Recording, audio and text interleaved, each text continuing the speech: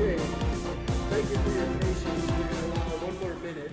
They finished up over there, and then we'll get started. About one more minute.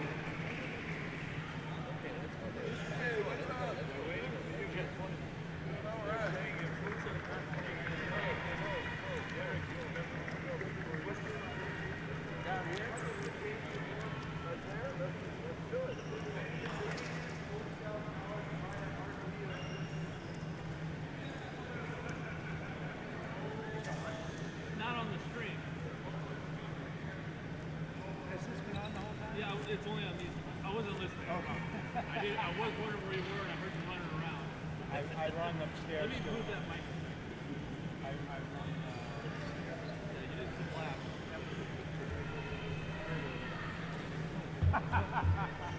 You get beat up.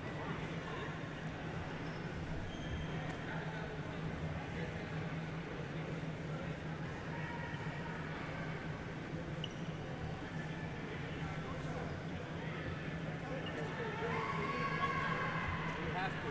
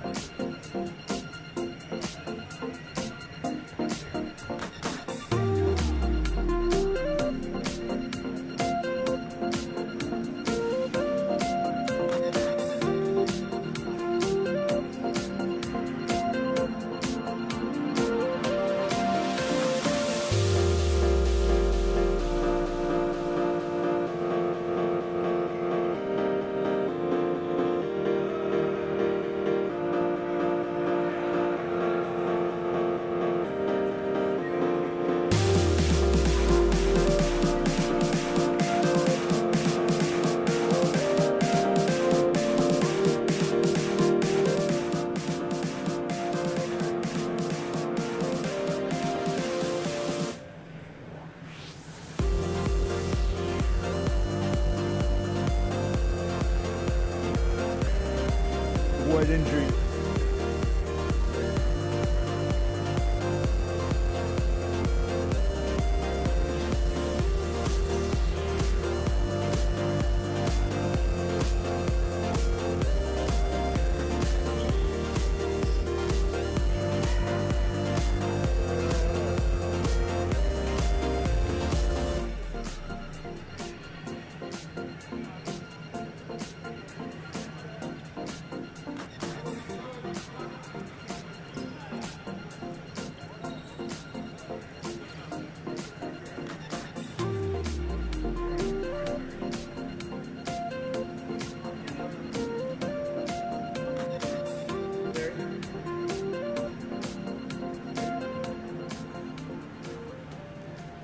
Okay, thank you for your patience in getting this started, and thank you for your attendance. We've been doing this for every year because our Constitution says, hold your annual assembly at your largest gathering. Open is our largest gathering. So again, thanks for being here. It's important for the organization to introduce some of its history.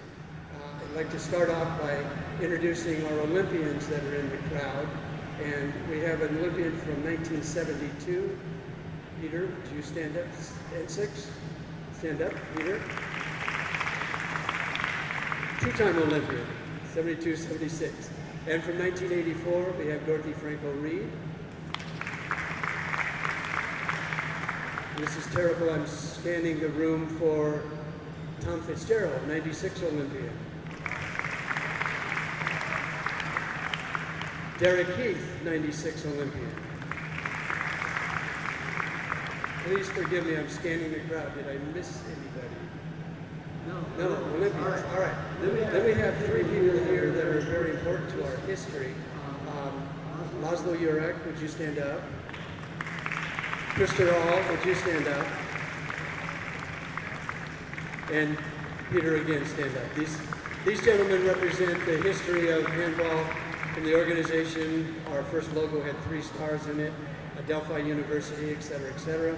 Let me briefly tangential things is that Krista rose from a referee at 14-year-old in the Partili Cup, and he had something to do with the generation of that. He came to America, worked for the International Monetary Fund, quickly became our chair of referees, quickly became the chair of the Pan American referees, and then over the years he became chair of the International Handball Federation Referee Committee, and he was instrumental in introducing progressive punishment, the 2 minutes, the blue card, everything. So this is a man that has been done a lot for handball.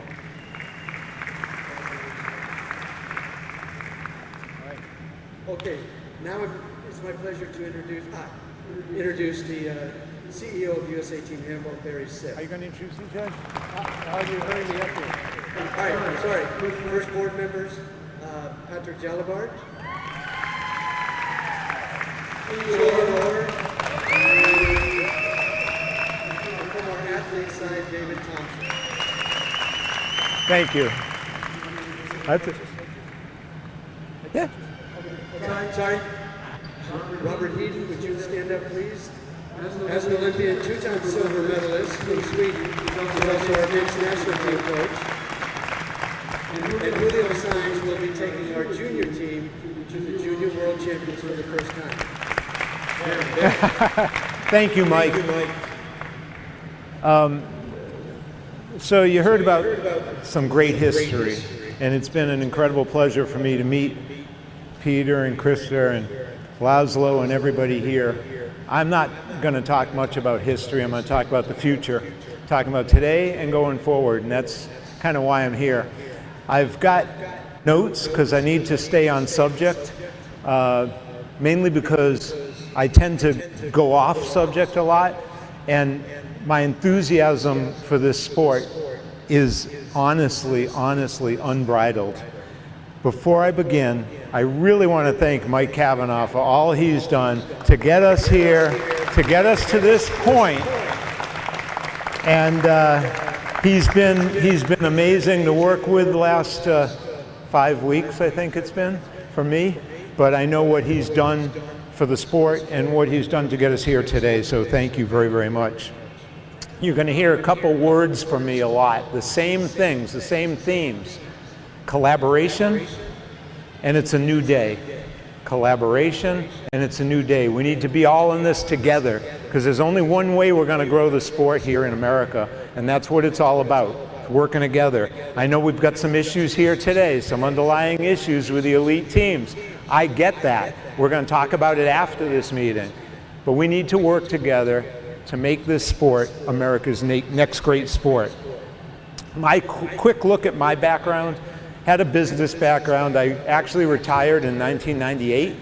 I was senior vice president for a very, very, very large corporation, which allowed me to do whatever I wanted to after that, and I did sports. I've been involved in sports since 1998. I was a collegiate tennis player before that, became a marathoner, an endurance athlete, Ironman, I've run 100 miles, I've done Eco Challenge all over the world. I love sports. I love sports, and I totally respect athleticism. That's why a lot of you saw me watching some of the teams during the warm-ups. I think that I loved watching, the teams and how athletic all of you are, and the physicality of the sport, and the pace of the sport. And I think those are the ingredients that make our sport so amazing. It's the athleticism, it's the physicality, and it's the speed. And those are the combinations that work in America. We've all heard that saying, it's the most American sport that America doesn't know, or something like that, right, John Ryan? Something like that. And my God, it's true. But 100% of the people that I have spoken with over the last years who have seen handball in person are all amazed and love it, 100%. And they'll say the same thing. Why hasn't it grown in the United States?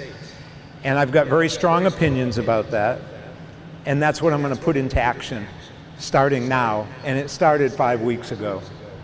There are many, many things we need to do. The International Handball Federation and the U.S. Olympic Committee have not given us a really good chance in the past.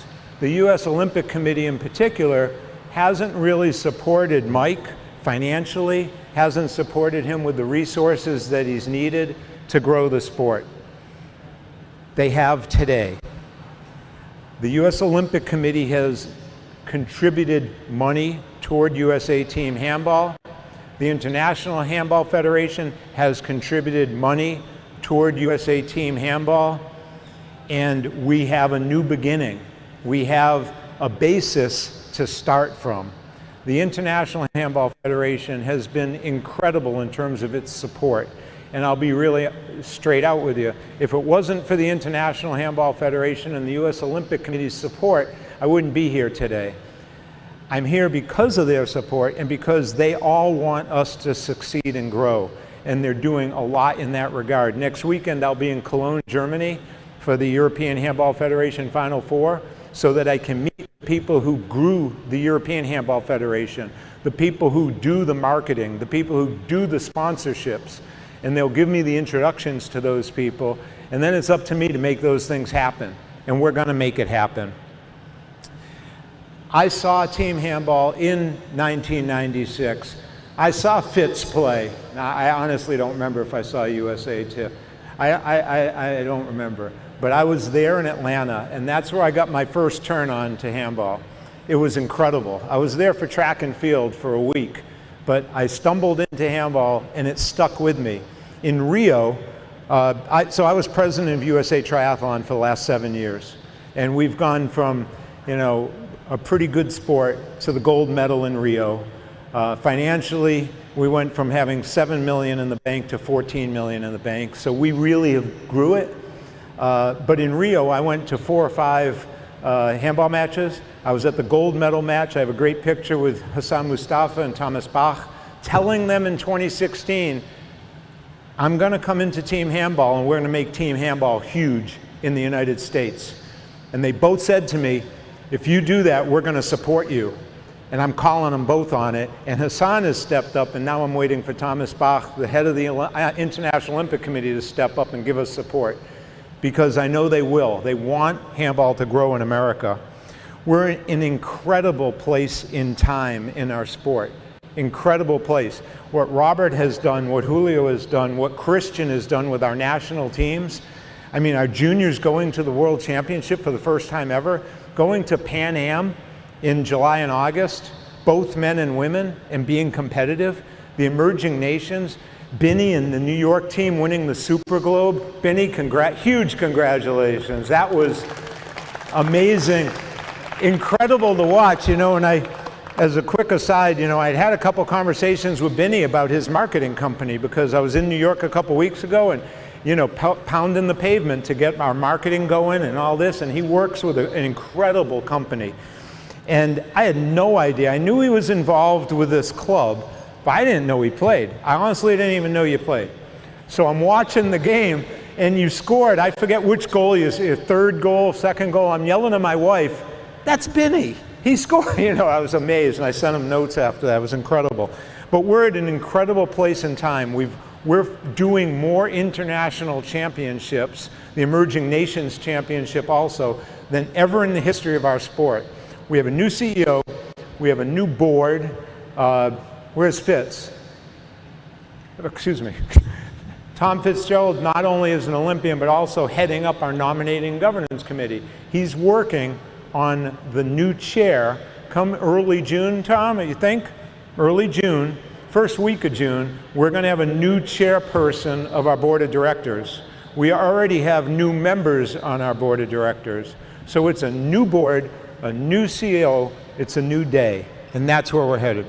We need to be sustainable. We need to grow our youth programs. San Francisco, Boston, Chicago, Pennsylvania. I know I'm missing some, but I'm randomly talking to people, and until today, really the one that I knew about the most was San Francisco, because I met Jean-Marc, who's not in here. But where's Jean-Marc? No. But I saw Jean-Marc in Tempe about 2 months ago, and he told me all about the youth program. I'm like, that's awesome. Then I hear about Boston and Roxbury, where I kind of grew up. And you know, we have all these pockets of good things happening, but they're happening in pockets. We need to coordinate this. We need to bring it together.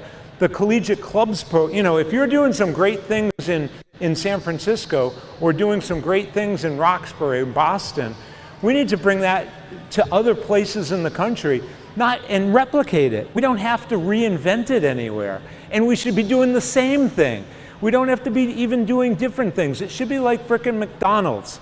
We need to be franchising everything. We got to be standard. This isn't, you know, as long as we keep doing our own thing in Pennsylvania and our own thing in Boston and our own thing in Chicago and our own thing in LA, then, you know, we're just going to be a splintered group. We need to be together on this. So my intent would be to form a youth development working group. So we get the people in San Francisco working with the people in Boston, working with the people in Philadelphia, and then we roll it out to Omaha, Nebraska, and elsewhere. Collegiate clubs is the same thing. So when I joined team handball, well, actually a few months ago when I learned about this collegiate club program, you know, the IHF, the International Federation, is going to give us money to do a collegiate club program, right? Is everyone aware of that? Kind of. So they pledge this money. So they say, we want you to do 4 regions. And we have a strategic plan that supports that. So we're going to have 4 regions. So we go out and say, hey, what 4 regions want money? So various, San Francisco for sure, all these regions say, we'll do it, and they send in proposals. And we're supposed to go out and give you $40,000 and you go do your own thing. I stopped it.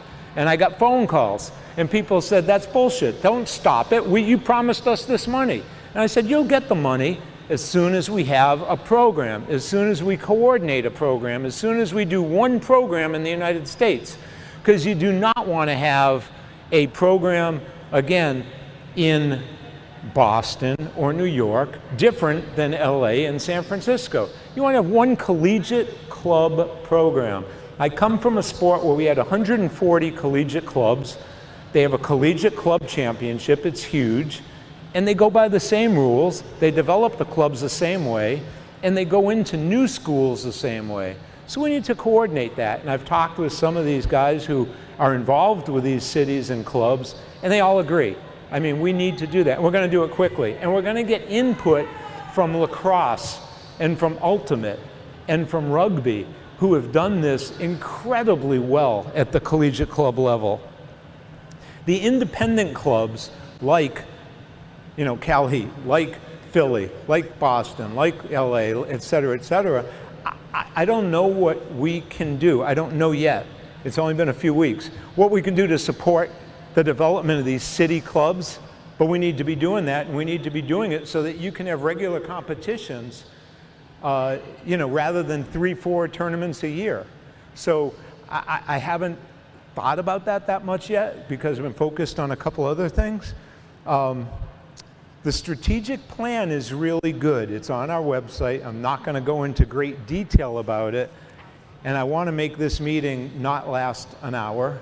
I want it to be relatively quick, but the key components of the strategic plan, which was laid out about a year ago, were organizational development, fundraising and marketing, and operational and competitive excellence. In those areas, the organizational development was hiring a new CEO, reconstituting the board, and hiring some key people, digital marketing people, performance director people, development managers. Fundraising, I'm going to come back to. Digital marketing and media is huge, huge. We talk to ourselves a lot. We show each other videos a lot. Michelle and I talked about it, and she's going to help me develop the video that I've been dreaming of excitement in 50 seconds that people who don't know what handball is will get excited by. Our videos show 2 or 3 minutes of, you know, going up the court, then some action, then going. We've got to show people the athleticism of our sport. I get turned on. I showed my wife last night. I had her on my phone watching, I think it was LA or Cal Heat, warming up. Because when you guys are warming up, any athlete will watch that and say that's awesome. That's athleticism. And we need to do our social media, our marketing outside of this room. You're all in. You're all bought in.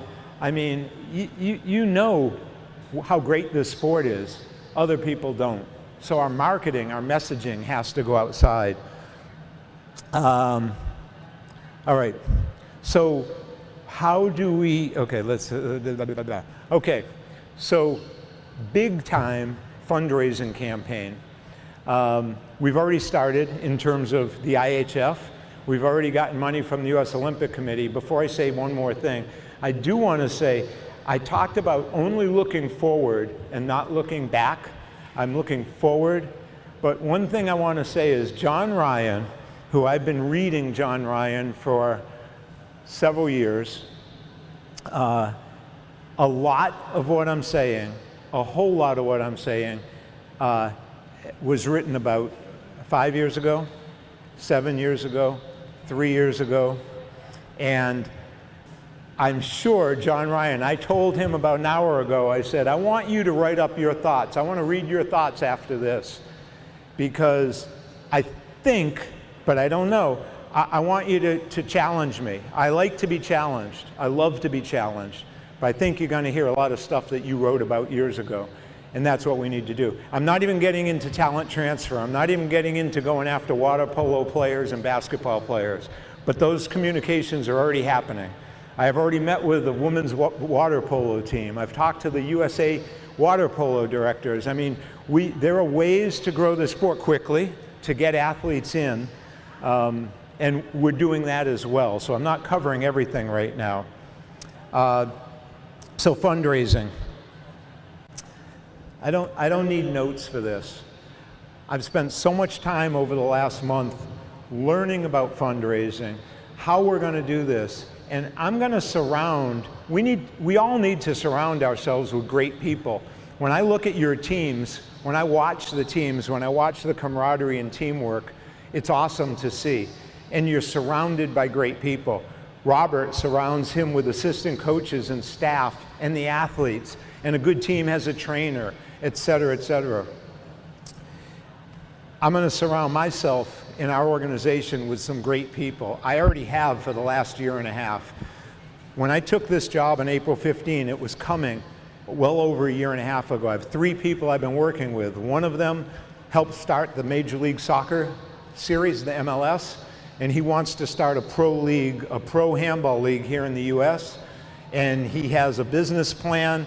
He helped do it with MLS. We've been meeting for over a year on this. Second person is a business consultant who has consulted with hundreds of businesses over his 30-year career.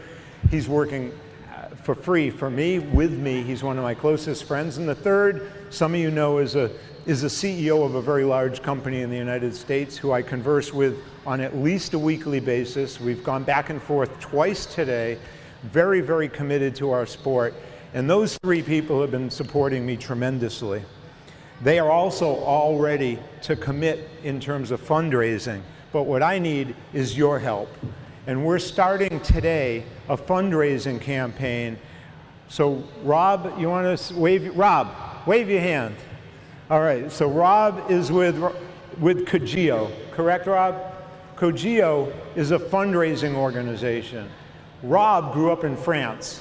Rob played handball. Rob loves handball. He lives in North Carolina right now, is that right? Pretty much, back and forth. But we're going to contract with Cogeo to work with us on a robust fundraising plan. They're going to help us go to foundations. They're going to help us go to universities. They're going to help us go to corporations. And we're going to have an individual fundraising plan that's going to start with me because I'm contributing $1,000 today. My good friends are contributing $1,000 each today. And I'm just asking for your support. I'm asking for you to consider, when you go back to your hotel, when you go back home, or right now on your phone, go to teamhandball.org. There's a donate button, and let's all jump in and let's start this ball rolling. We need your help. We desperately need everybody. You've been living this life for a long time. We've got to start pulling together. We've got to start with ourselves and contributing. Everyone with me on that? Is everybody here with me? No financial commitment right now. Fitz, you in? You're in. Robert's in. Thank you. All right, good job. We need everybody in. And tell your team. And on Monday or Tuesday, I've already talked to Chris, we're going to get an email out to every member. And we just need everybody to participate. Our board of directors is in. We're going to have 11 people on our board of directors starting next week, or June 1. We now have 9. And every board of director, every director is going to participate. We need full participation. So, isn't that right, David? I know you're in. So please join us. Please contribute. Let's make this sport grow in America. And I want to open up to any questions that anybody has or any suggestions, all right? But first I want to say thank you for allowing me the opportunity to help grow this sport in America. I'm excited as hell. It's an awesome sport, and this event is spectacular. And Michelle, please, no more injuries tomorrow, okay? It's up to the other team. It's up to Philly. So thank you very, very much. Questions? Couple questions. Yes, sir. Thank you for your speech. Very optimistic. Believe it's making this table into the. Can I speak without a microphone? I'm pretty loud. I don't know. Yes, you can hear me. Thank you very much for your. But whatever you said, it looks like very optimistic. But it's me sitting here. I didn't hear one single word about referees. Sport is growing. It's a great, good results. I can see. I'm following. I know the people. I'm talking to the people in Europe. But its biggest question is, if you are growing sport in the United States of America and you are not growing referees, you're not doing nothing. Because these two things goes very, very together. And then reason why, players cannot play without referees on a court. Coaches cannot coach without knowing the rules. And we are facing on every single time when we come to the tournament, million questions from the coaches and players that it's a clear picture that don't know the rules. We have to have a program in any area that you are speaking to have a base of the handball. There we have to have a base of the referees, small committees that they are going to grow referees at the same time. And the referees need the money. Referees cannot grow without clear funds that we can go around the country and that we can do the certifications, that we can do the education. That we have now, we have many tournaments that teams are pleased to invite any referee. But when something happened, they calling me and say, hey, we have that problem. Why are you calling me? Because I didn't nominate no one. Today, here, I did nominate and I'm responsible to answer the question. That's what teams, coaches, presidents of the clubs, your job is to find people, young people who's trying to pursue full-time career as of referees, because we need representation around IHF. After myself, we don't have any IHF pair. We don't have anybody that we can say solid pair. We are going to push you, and we will make sure that by 2025, 2027, and 2028, we have a solid competitive pair of the IHF referees. We have a person here that's already donating 3 years in a row all his expenses. Myself too. I want us, if we donate as of referee any money to the federation, I'm standing and taking the federation accountable to have that money available for the referees. Before you, I sent many emails and I asked, what happened? Where is that? I didn't get one single answer. And that means, please, Referees are very important with federation. Thank you. Thank you. So Mike, we had this conversation about a referees committee, did we not? About 2 hours ago, maybe 3 hours ago. I really get it. I'm sorry I didn't mention it. I also didn't mention the coaches committee, medical committee that we have to have. We need medical support and a referees committee. No doubt about it. We talked about how to grow it. Carson, is Carson the gentleman referee from Air Force? Connor. Is Connor here? I don't see Connor. But that's what I talked to Connor about this today or yesterday, about, you know, what got you into being a referee? What can we do to get more people like you to being a referee? So I'm very sensitive to that because I do see we're aging, except for Krister, and we need more, and we need more, and it's a problem. So we need to have a robust program, and I want to have a working group. You'll hear me talk a lot about working groups because I can't do it. Mike can't do it. You know, we need committees are cool. We need a working group because a working group, committees go on forever. A working group, in 2 months, you got to figure this out. You meet every week on the phone and you get a plan and you execute the plan. We need a working group on referees. How are we going to grow referees? How are we going to grow more? Because as we grow collegiate clubs and as we grow youth development, who's going to ref those games? I mean, you know, so we do need it. I thank you. Great comment. Other questions? Questions, suggestions, comments? Yes? What's going to happen? Are we going to try to build a new residency program or not? So I've been asked about the residency program before several times. I don't know. I doubt it. I don't think there'll be a residency program at a university. I don't know. Right now, if I had to make a decision, it's probably not in the cards right now. Just not looking at it. How do you think we're going to develop national team caliber players then? Then how are we going to develop national team caliber players? That's what we're going to do. I don't know if it's a residency program. I don't know if it's a series of training camps. I don't know if it's going out and recruiting people and giving them 2 months of training in the United States and then sending 100 of them over to Europe. I will tell you that's something that I've been talking about for 2 years in my prep for this job is maybe a program where we somehow develop people to a base level and then send them over to Europe and get them onto clubs. So that's kind of where I'm leaning right now. And we have the connections in Europe. We have the European clubs who are very interested in supporting us. It is something I'm going to talk with them about next week in Europe. So I think that's probably, but we could get into a more discussion about that. I'd welcome that. Okay, then I'll wait. Yeah, I just don't see the residency, because here's my answer. I don't know that the residency program was successful. Now we might, it wasn't.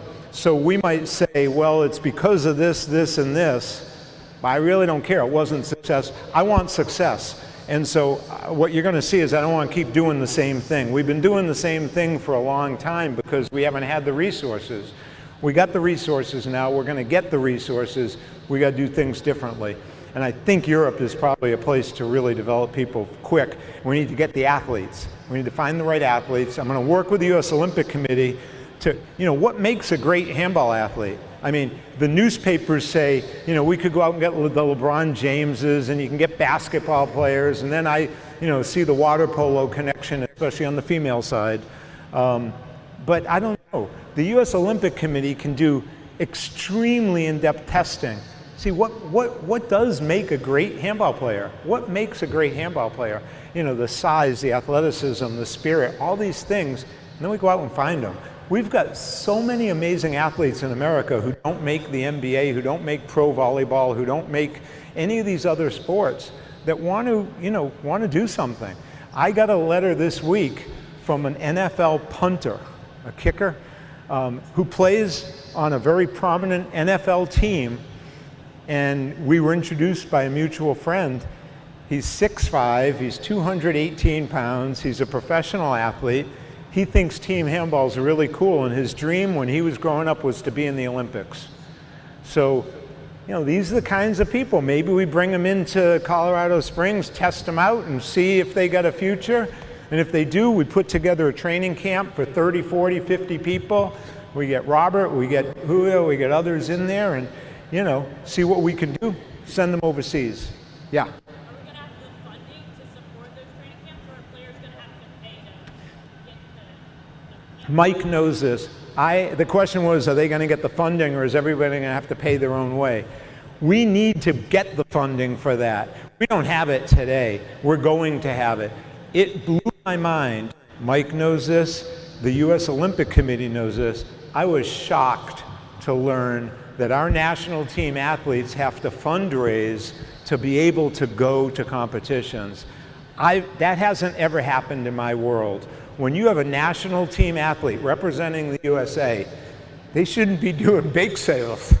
You know, they shouldn't be doing crowdsourcing or chuff.com for the women. I mean, it's crazy, but it's necessary today. I mean, it's necessary. There's no money. So that's why Rob's going to work his magic. That's why I'm going to work my magic. That's why we're going to be out on the streets. That's why I was in New York a couple weeks ago. That's why I'm going to be there again next month. That's why I'm going to talk to the marketing people in Europe. And we got to get those funds, because when they represent the USA, they shouldn't be having to raise their own money. When that will happen, I don't know. But that's 100% the vision. That shouldn't happen. Anything else? All right, I know we're going. We got another meeting after this. I'm super excited.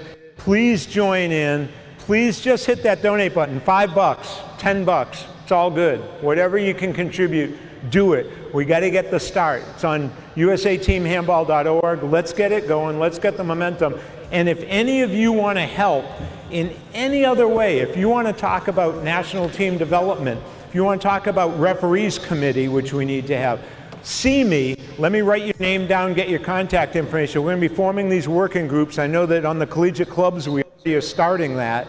And get involved. Just let me know. My email is my name at Gmail, barrysif@gmail. My phone number is going to be public. This is all I'm doing in life, you know, so 24/7, doesn't matter. I love to hear from you. So thank you.